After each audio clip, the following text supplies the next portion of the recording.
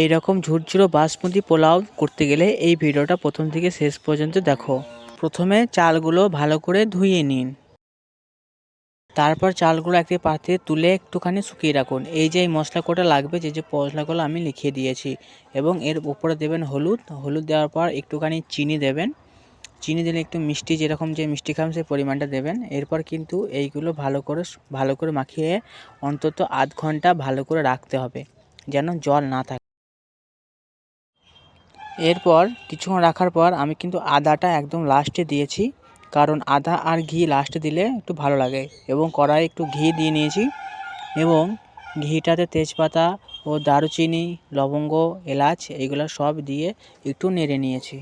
এরপর আপনারা কাজু, কিশমিশ এগুলো দিয়ে দেবেন। যেহেতু আমার কাছে কিশমিশ ছিল না, তাই আমি কিন্তু কাজু দিয়েছি, এবং কাজুটা ভালো করে ভেজে নিয়েছি। তারপর দিয়ে দিয়েছি ওই শুকনো চালগুলো কিন্তু 2 থেকে 3 মিনিট একটু ফ্রাই করে নেবেন, না হলে।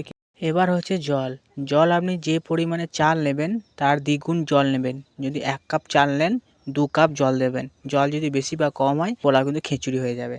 এই দেখো পোলাওটা দেখতে পাচ্ছ কত সুন্দর ঝরঝরে হয়েছে। এই রকম মিনি ব্লগ পেতে চ্যানেলটাকে অবশ্যই সাবস্ক্রাইব করে রাখবেন।